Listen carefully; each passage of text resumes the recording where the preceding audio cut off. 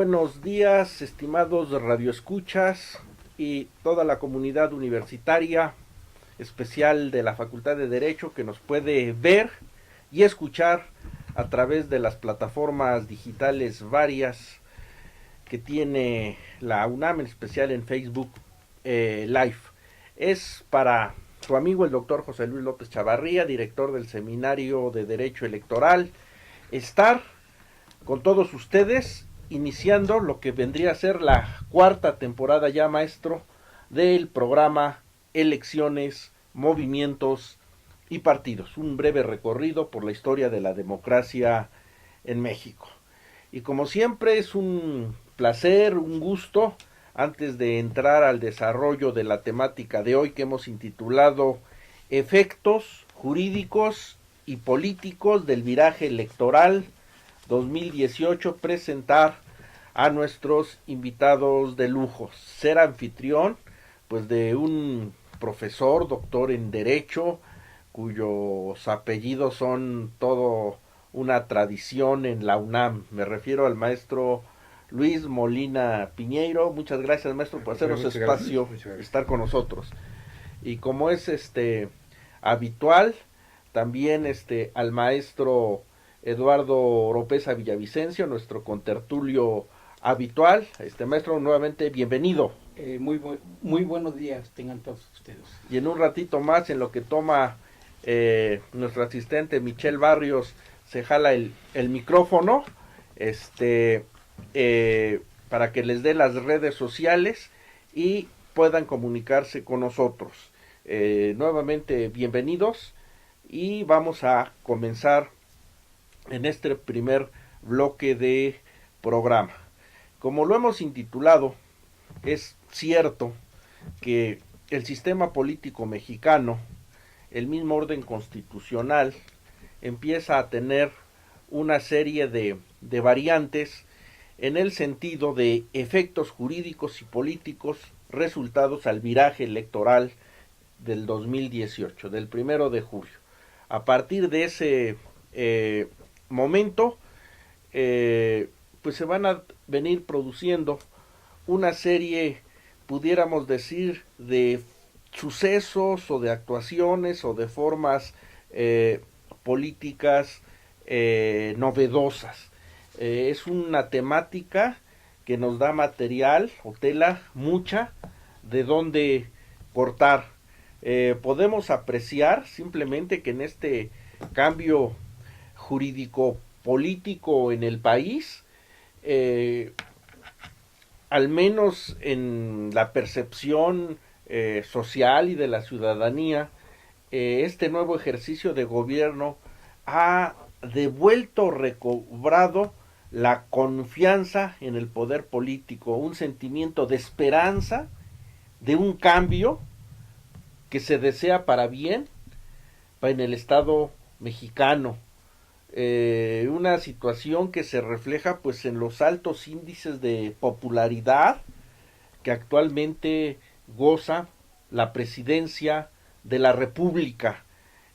Nos encontramos prácticas de comunicación novedosas, como las llamadas conferencias mañaneras, que desde que en diciembre inicia el nuevo gobierno hasta la fecha, diario por las mañanas, lleva a cabo una agenda noticiosa que marca y conduce a lo largo del día y a la semana los tópicos que más interesa al jefe del Ejecutivo. En fin, hay una serie de perfiles y abanicos novedosos que ya iremos comentando.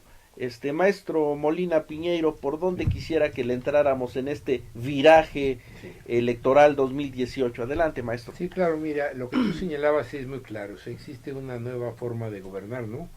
Ya uno de los temas que se trató en el presidencialismo tardío era esta forma personal de gobernar de Luis Echeverría, ¿no? Recordemos que Luis Echeverría en el año 70 trata de revivir estos anhelos, estos esfuerzos del origen del presidencialismo partidista, ¿no?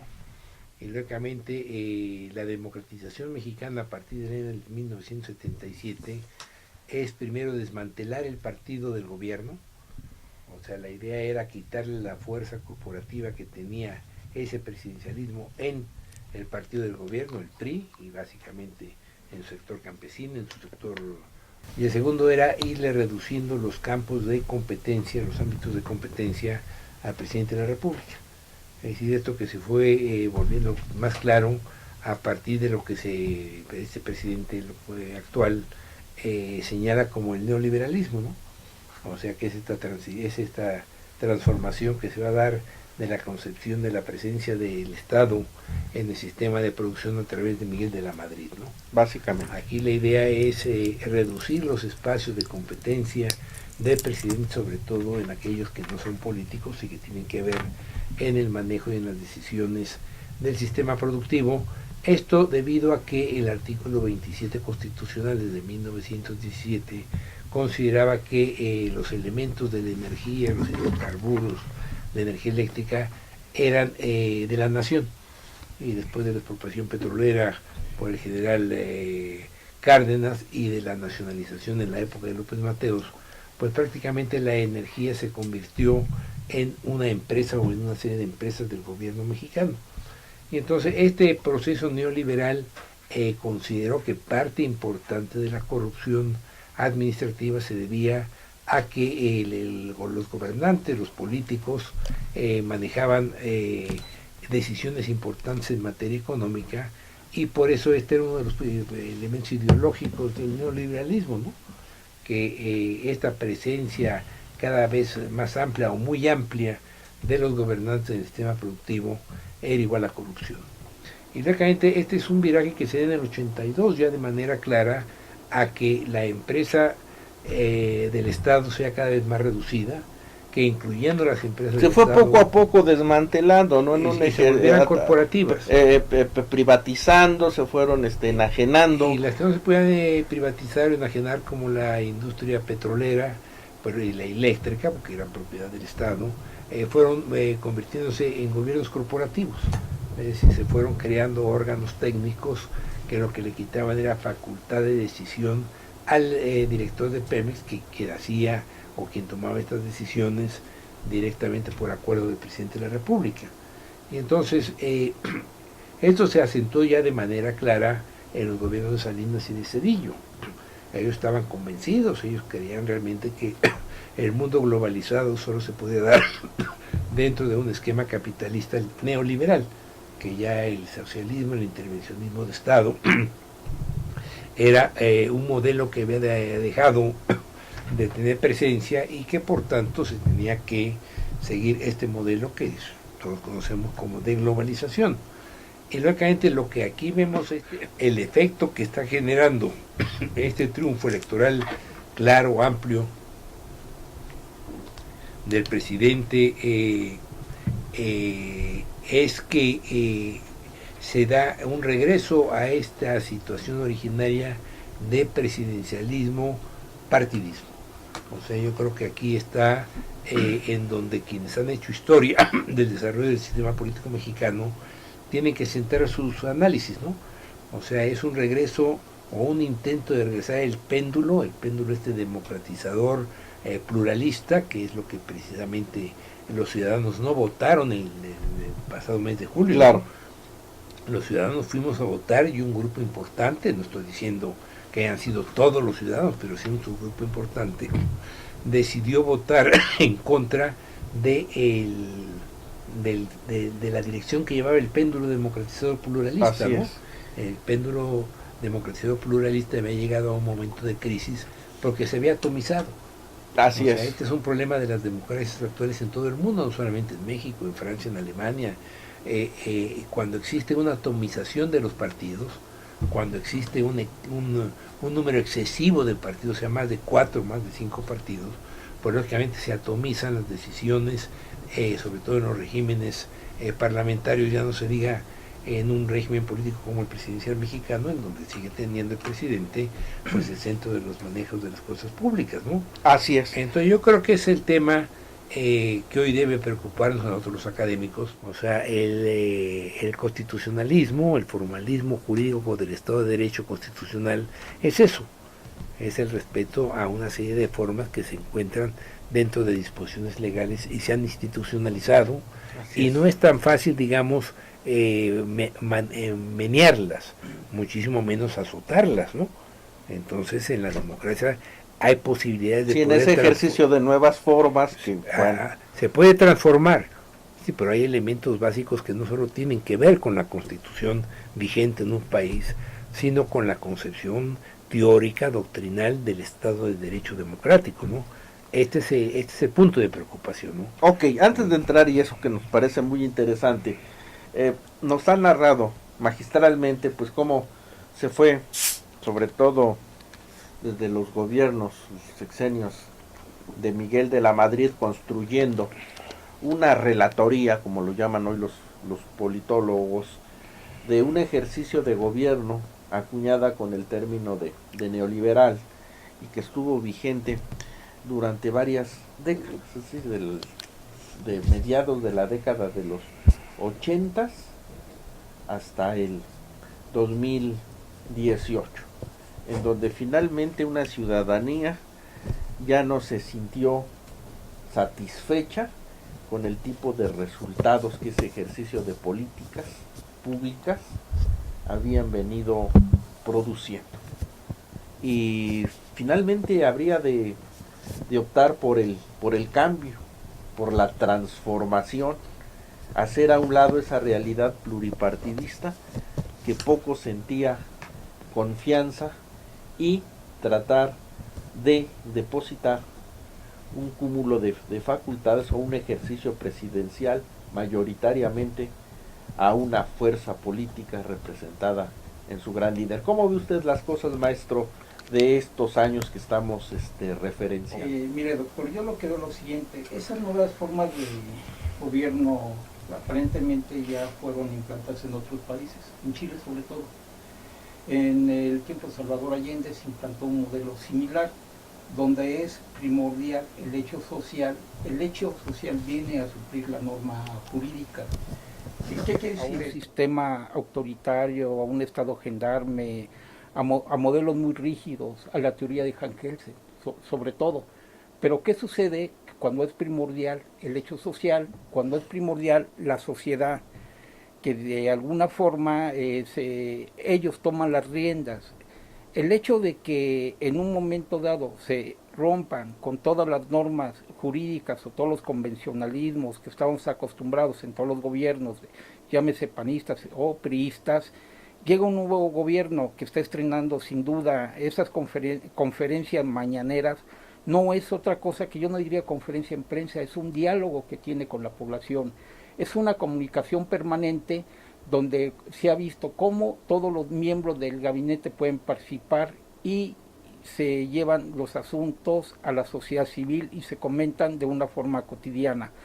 Se rompe el hermetismo del gabinete presidencial, ahora es un gabinete abierto a disposición de toda la población y de toda la sociedad. Bueno, a ver, yo plantearía en la mesa, desde el momento mismo en que la nueva administración pública se alza con el triunfo y desde la campaña se fue muy claro, se fue muy preciso, que el triunfo en los comicios iba a significar no solamente un nuevo gobierno, sino que se iba a hablar o a referenciarse de un cambio en el modelo político, un cambio de régimen político.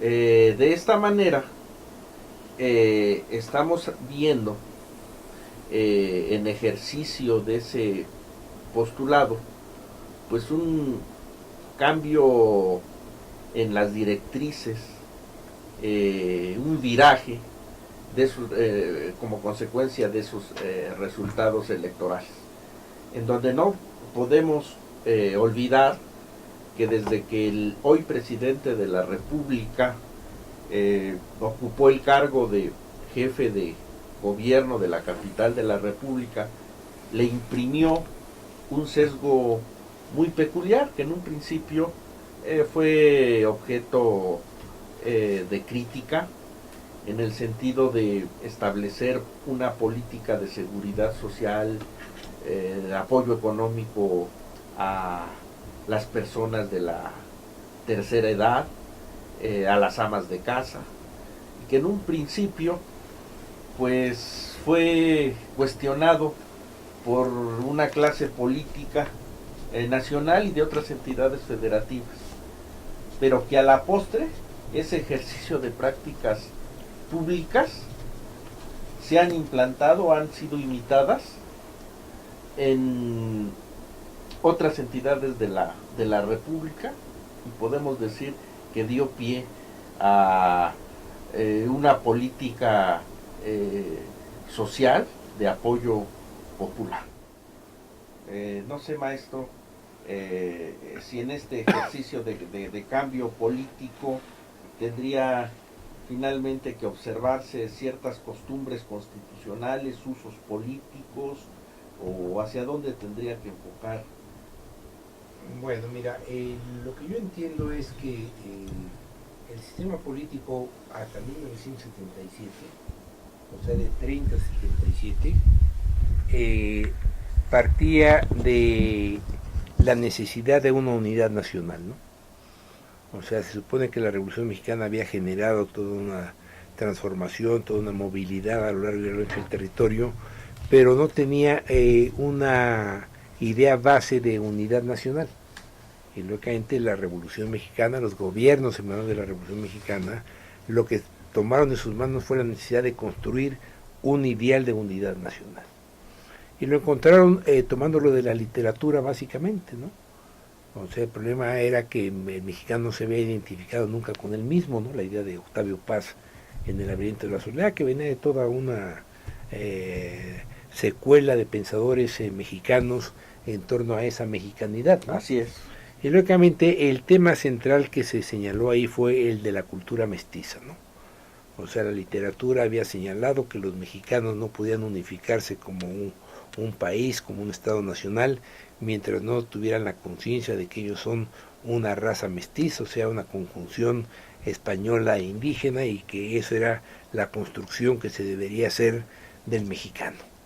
Todavía no aceptamos este peculiar esto fue lo que se histórico, hizo, ¿no? eso Claro. fue lo que se hizo, y acuérdate que López Mateos, que es un presidente que celebra los 50 años de la Revolución Mexicana orgulloso, porque ese grupo de priistas presidencialistas de principios de los años 60 creen que la Revolución Mexicana va cumpliendo con un programa, y se llega a esa idea de unidad, y entonces esa idea de unidad del mestizo mexicano está en la Plaza de las Tres Culturas, está en el Museo de Antropología, pero básicamente en el libro de texto gratuito, ¿no? Claro. El libro de texto gratuito que se establece es los mexicanos en torno a esta unidad. Y entonces, a partir de ese momento, lógicamente el priismo presidencialista trató de construir esa nueva dinámica de unidad nacional que pues era una cuestión romántica, ¿no? Así es. Entramos nuevamente. Estamos de regreso, estimada comunidad universitaria.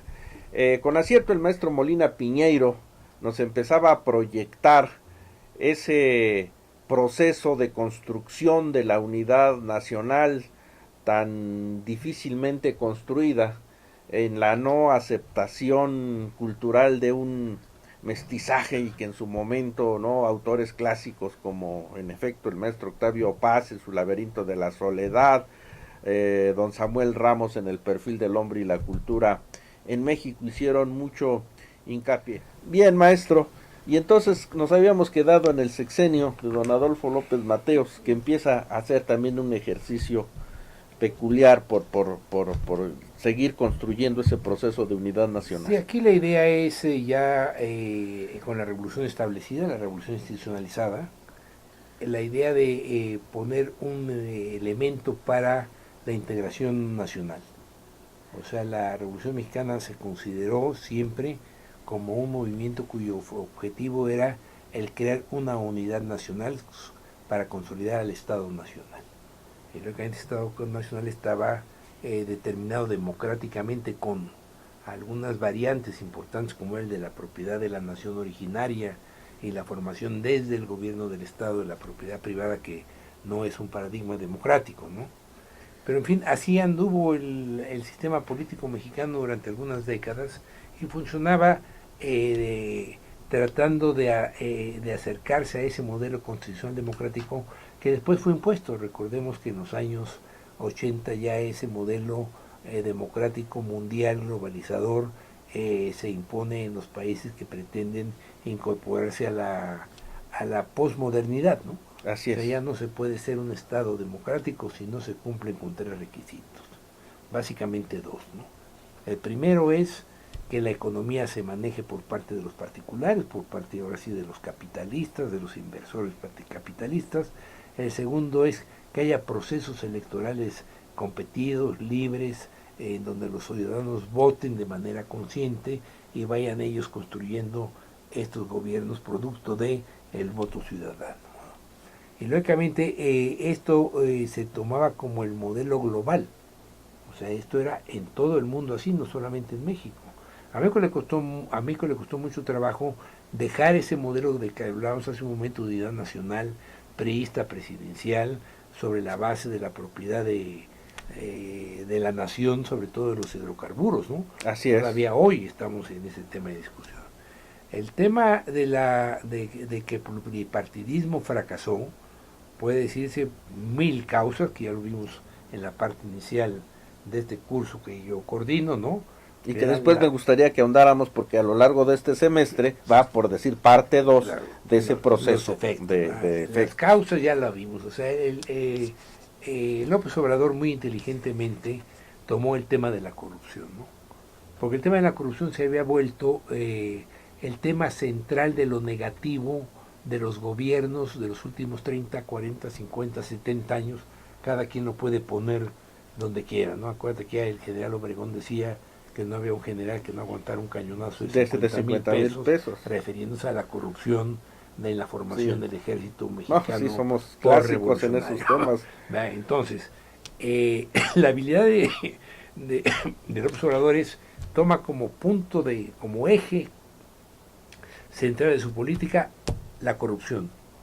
Y entonces, lógicamente, la corrupción tiene que ver con riqueza, ¿no?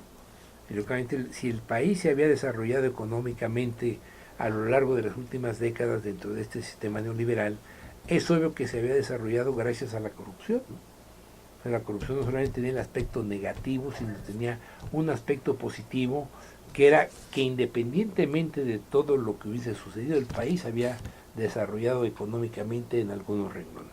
Eso no quiere decir que haya generado una sociedad igualitaria, que son dos cosas diferentes, ¿verdad? Una cosa es que un país tenga índices económicos de desarrollo y otra que haya una justa o correcta distribución de la riqueza. Y aquí el tema de la corrupción es entonces el estigma de todos los que han gobernado antes que él. O sea, los gobernantes, sean del PRI, sean del PAN, sean del PRD, ellos se habían enriquecido indebidamente. Es decir, en un país de pobres en donde un 45% tiene miseria de no comer lo suficiente, pues es obvio que el que tenga más de 20 pesos en la bolsa, de alguna manera es un privilegiado, ¿no? Sí. Y entonces, yo fíjate qué fácil es decir, a partir de la gente que tiene 2,000, 3,000 pesos, los demás son privilegiados. Los que tienen más de 20,000 pesos, hay que poner atención. Los que tienen más de 50,000, oye, cuidado. Los que tienen más de 100,000 pesos, ¿no? Él considera que el tope son 100,000 pesos, ¿no? 108,000. 108,000 pesos y que de ahí para abajo. Y entonces, lógicamente, todos los que tengan más de 100,000 pesos a lo largo de sus carreras, de alguna manera tuvieron que ver con este engendro de la corrupción, ¿me entiendes? Y entonces, lógicamente, esto hace que el voto de los ciudadanos, del 33% que votó por él en las casillas en julio, va en contra de esa opinión, va en contra de aquellos que generaron esa opinión de que la corrupción había sido el eje sobre el que había desarrolladose el país en los últimos 70 años. Y entonces, lógicamente, cuando yo digo corrupción, ya se volvió un género que puedo tener dentro de ella 1000 especies. Y este es el tema central de que se ha valido, pues lógicamente, estas conferencias mañaneras, ¿no? La conferencia mañanera gira en torno a qué nuevo corrupto se manifiesta el día de hoy, ¿no? Al que maneja los medios de los hidrocarburos, al que maneja los medios de la inteligencia nacional, el CONACYT, etcétera, ¿no?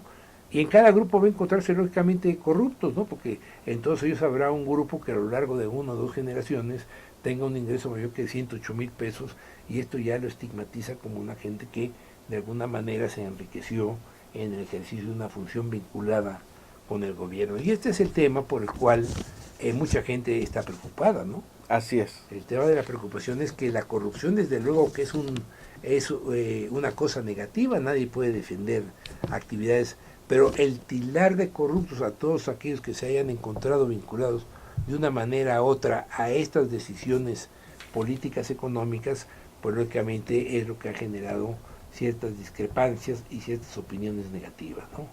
Ahora, lo que tú señalas aquí es hasta cuándo aguantará esta presencia de publicitar estos hechos de corrupción, mayores o menores, Así es. durante un sexenio, ¿verdad? Estamos iniciando, vamos 2 meses y ya Ese es el parece tema, ¿no? extenso, y como que tendría que también variarse en los alcances, en su discursiva, Ahora, en las temáticas. en mi opinión personal, el tema de la corrupción no sustituye al de la unidad nacional que generó el presidencialismo priista tardío, ¿no?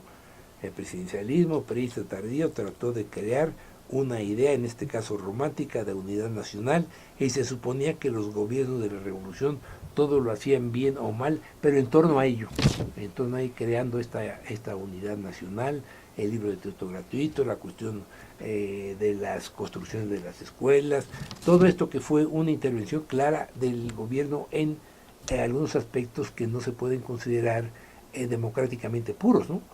Porque Así los es. programas de estudio en la escuela primaria y en la escuela secundaria responden a un modelo ideológico que en este caso no era totalitario, desde luego, ¿no?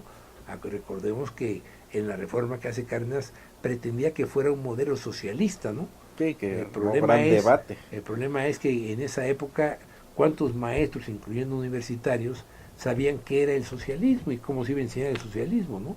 Y entonces, pues, lógicamente, pues nadie puede enseñar lo que no sabe, ¿no? Entonces, el tema, creo yo, que este efecto es lo que tú señalabas del curso, es que la democracia tiene formas. Todos los gobiernos democráticos parten del respeto de una serie de formas, ¿no? Además del respeto de una serie de instituciones, ¿no? Cuando tú tocas esas instituciones, pues lógicamente se mete ruido al sistema democrático, ¿no? Así es. Se mete ruido al sistema democrático. Una de ellas es la división de poderes, ¿no? Cuando tú desde el Ejecutivo, como se ha visto últimamente, das opiniones sobre el comportamiento del Poder Judicial, pues lógicamente está rompiendo un principio formal de la democracia, ¿no? Está rompiendo un principio básico de la democracia al tú dar desde el Ejecutivo opiniones sobre el comportamiento del judicial, que se supone que es un sistema mucho más cerrado que los otros de poder, porque está manejado por jueces, ¿no? Entonces se supone que los jueces tienen que tener un conocimiento serio, profundo de la materia que manejan, o sea, de las leyes, ¿no? Porque los jueces, independientemente de que tengan cierta flexibilidad de interpretación, esta interpretación siempre debe estar sustentada y argumentada en principios, en disposiciones legales, ¿no? Por Un supuesto. juez no puede dar sentencias pensando en una idea de justicia abstracta, sino tiene que fundamentar sus decisiones. Cumple otro rol definitivamente dentro de las funciones del Estado. Ese es uno de los temas que genera ruido y la gente se preocupa, y nosotros los académicos que enseñamos democracia nos preocupamos, ¿no? Porque sin división de poderes no hay democracia. O cuando de repente a los órganos constitucionales autónomos los tilda de una farsa en el Estado mexicano, o cuando de repente el concepto hasta de la misma autonomía universitaria, por un error tipográfico, se dice fue omitida en un proyecto de reforma constitucional, digamos, ¿verdad? En una democracia esos errores no pueden ser, porque ya dijimos que es forma, ¿no? En la democracia, si yo voy a mandar una iniciativa de ley y soy el presidente de la República, tengo mi facultad constitucional, ¿no? Yo tengo la competencia dada por la Constitución de iniciar leyes, aún reformas constitucionales, pero tengo la obligación de cuidar la redacción, ¿no? Claro, es finalmente lo que genera barullo por eso académico porque no es la función, político. no es la función propia del Poder Ejecutivo iniciar leyes. La función propia del Poder Ejecutivo es ejecutarlas, ¿no? La función de iniciar y hacer leyes es del Poder Legislativo. Entonces, cuando tú asumes esa función, que en México ha sido una constante, que es un tema que no es de López Obrador, ¿no?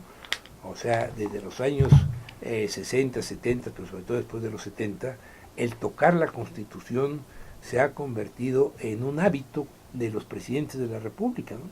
Así es. A partir del año 70 hay cientos de reformas, ¿no? Miles de reformas, se dice. Quiere decir que hay una falta de respeto a la Constitución. Tampoco esto es una cosa que inicia López Obrador, ¿no? No inicia López Obrador el trastocar el sistema constitucional mexicano. Lo que aquí preocupa es lo que tú señalabas en estas conferencias mañaneras que tienen una finalidad. Yo no estoy de acuerdo contigo de que sea más un diálogo, más que un diálogo es un monólogo, ¿no? O sea, el presidente de la República hace un monólogo sobre aquello que considera que debe hacerse, ¿no? Y además él lo evalúa. Entonces, el diálogo democrático se da en otros contextos, que esto es importante que lo señalemos, ¿no? El diálogo democrático se da dentro de instituciones que para ello se crearon, ¿no? Básicamente las cámaras de los congresos, como en el caso mexicano, los parlamentos, ¿no? Entonces, yo sí pienso que esta idea de la comunicación que el presidente tiene a través de estos mecanismos de prensa es lo que genera de ese 33% una gran simpatía, ¿no? Claro. Una gran simpatía, porque lo que tú señalabas, el presidente tiene una aprobación y una simpatía muy elevada, popularidad muy alta, ¿no? Así es. Y esto es lo que preocupa a nosotros los que estudiamos teorías políticas, ¿no? Porque, por supuesto. Porque es el primer presidente carismático. Sí, dentro de la tradicional tipología de Max Weber, ¿no? Desde el general Calles, cuando crea el PRI, y se ponen a estos presidentes, digamos, del callismo, y posteriormente el presidente fuerte Cárdenas, ningún presidente del PRIismo o del panismo, posiblemente un poquito Fox, ¿no? Puede considerarse un presidente carismático, ¿no? Claro. Y ese es el tema. El tema hoy, creo yo, es, por primera vez México, el proceso político mexicano está manejado, el sistema, ¿no? El sistema presidencial, por un presidente carismático.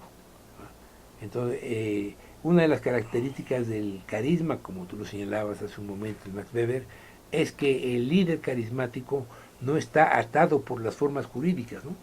Sino que el líder carismático actúa fuera de las formas jurídicas de acuerdo a su forma de pensar, a su forma de ser, y recibe precisamente por esas características que tiene el apoyo de aquellos que son por los gobernados. Lo siguiente, cuando se habla de ese nacionalismo revolucionario que se da en la década de los 20, sin duda con Álvaro Obregón, es un surgimiento de la cultura nacional. Entre ellos tenemos un personaje que actualmente la Universidad Nacional Autónoma de México lleva su lema: por mi raza hablará el espíritu. Podríamos analizar todas sus obras y todas nos plantean precisamente el problema que se habla acerca del mestizaje mexicano, que tratan de, por un lado, de incorporar al indio a la cultura nacional y por otro lado revalorar al mestizo. Pero actualmente, digamos, eso se quedó en esas décadas. Ahorita estamos revalorando a los grupos étnicos, al pluriculturalismo, la plurietnicidad que existe en el país. Si bien también es cierto de que la bandera del presidente don Manuel es la corrupción, también podríamos señalar que ese modelo no solamente lo está retomando, sino es un modelo juarista. Juárez fue la primera ley para sancionar la corrupción, sin duda la ley de responsabilidad de funcionarios públicos que él publica, e inclusive la forma y el estilo de gobernar del señor López Obrador.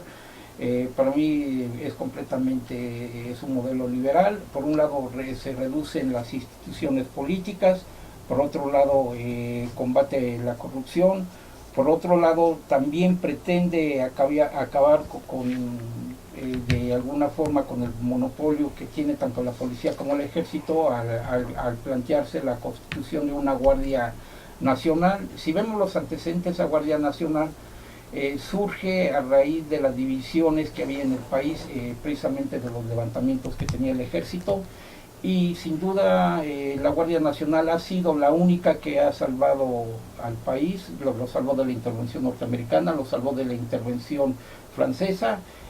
Cuando nosotros damos un desfile es curioso ver que dicen desfilan los sacapuastlas, pero no dicen si están desfilan la Guardia Nacional, que es un tema que actualmente está en tintero, donde todo el mundo se alarma que si son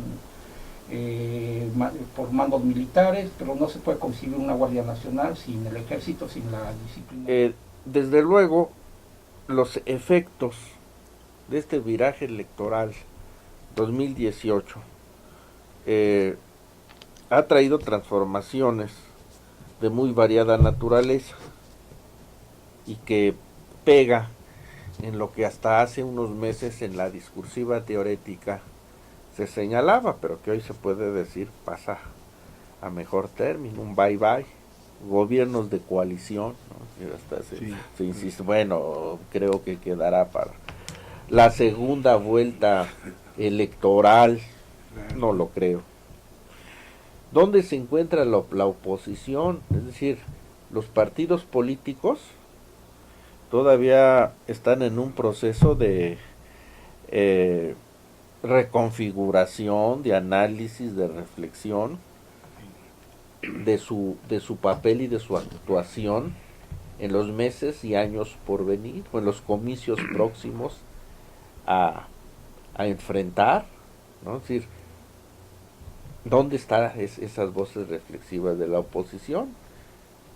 Más el tapete de la discusión de estas temáticas que hemos estado señalando están siendo recogidas, pero por las voces de la prensa o las plumas de los columnistas, en donde finalmente, ¿no?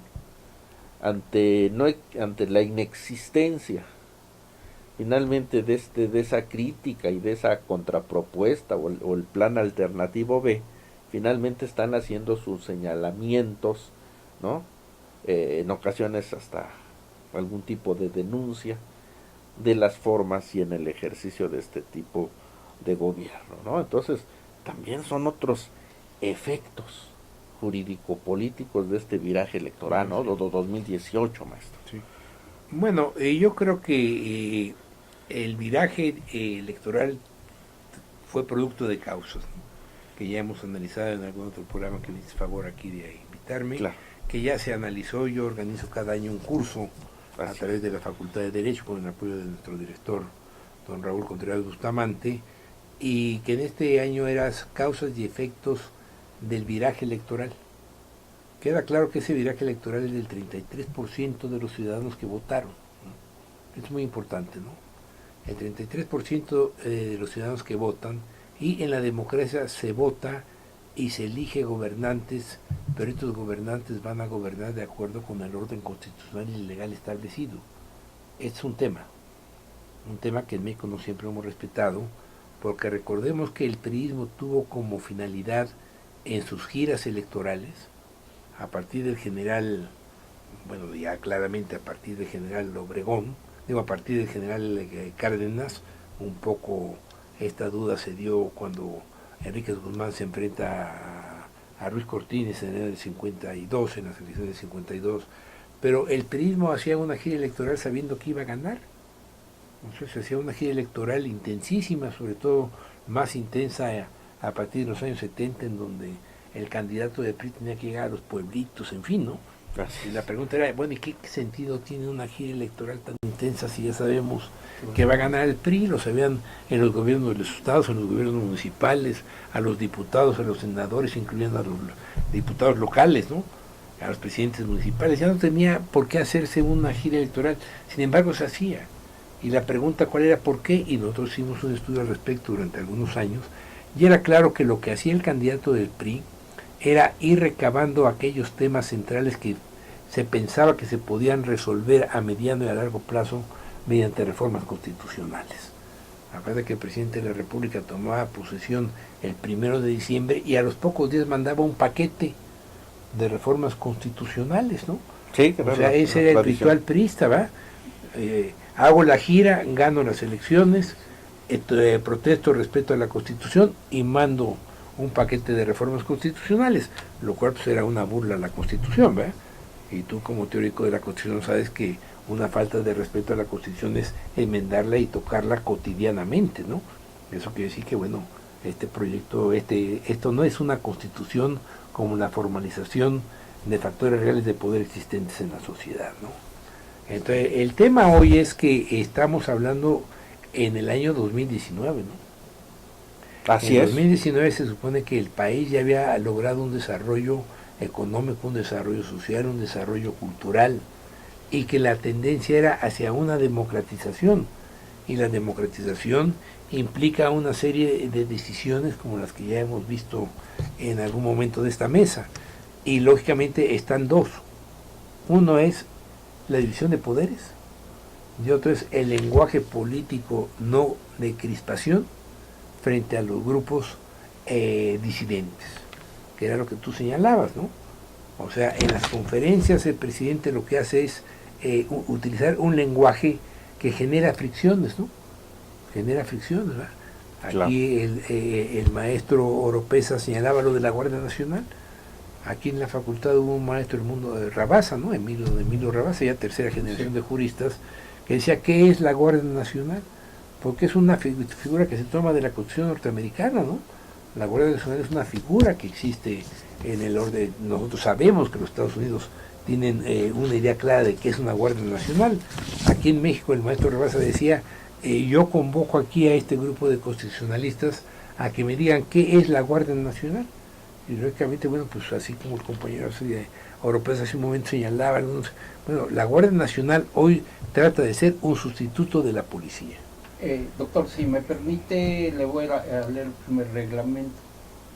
Artículo primero. La Guardia Nacional es inherente a las instituciones democráticas, por lo mismo subsistirá permanentemente en la República Mexicana.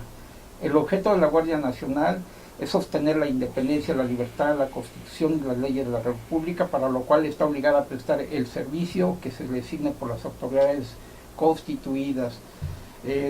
Luego podríamos hablar de cómo se conforma. ¿Y ese documento de qué fecha es? Data de 1940, la fecha no lo tengo preciso, pero sí se crea la Guardia Nacional y subsiste en México desde 1940. Sí, está en la Constitución, en la Constitución hay varios artículos. Es el artículo 33, fracción tercera, que lo único que está haciendo el presidente de la República es reglamentar ese artículo que se desprende de las obligaciones mexicanas a crear una ley orgánica de la Guardia Nacional. Eso sería una ley reglamentaria a las obligaciones de todos los ciudadanos que tienen en México. Cumplir. Pero el problema ahora es que, a ver, no solamente es esa situación, sino que creo que incorporaría a la Policía Federal. No, más bien la Guardia Nacional. Pero al menos habría que ver el... No. Precisamente para poder formar parte de la Guardia Nacional no pueden formar ni siquiera los funcionarios o los burócratas, por un lado. Quien trabaja en una institución gubernamental sencillamente está dirigida a la población. Pero digamos, es lo que esa es una ley del 40, dices. Sí.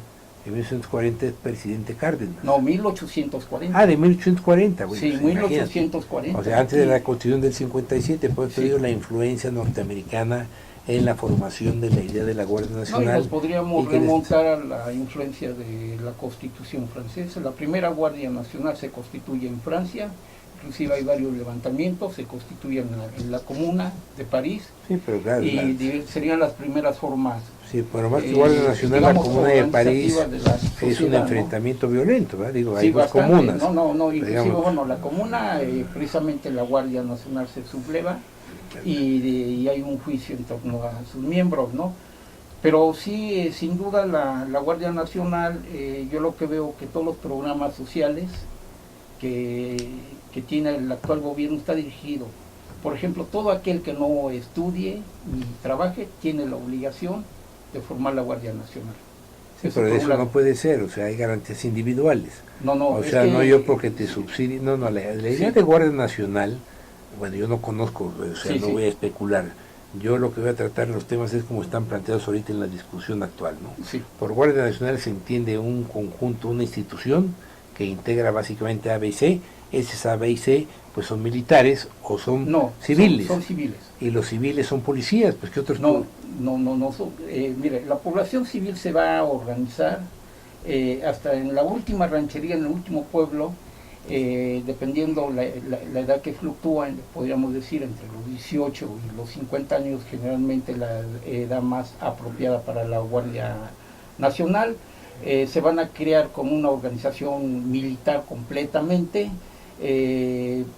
va a estar capacitada por miembros del ejército mexicano en manejo de todo tipo de armamento, y el mando de la Guardia Nacional ante todo lo tiene el señor presidente. Posteriormente lo tienen los gobernadores, ahora están los asesores. Pero eso no está en el documento que están analizando en el Senado. Mire, yo soy especialista en historia. Bueno, vamos el tema de la Guardia Nacional da bastante, ya nos está avisando que están por concluir el programa. Maestro, arrancamos el 26 de febrero. El 26 de febrero. Ahora analizando básicamente los efectos jurídicos resultado el viraje electoral. Si nos comenta rápidamente, maestro. Esta mesa redonda se va a llevar a cabo en el posgrado en Derecho de la Facultad de Derecho, ¿no? Ahí va a intervenir Santiago Nieto.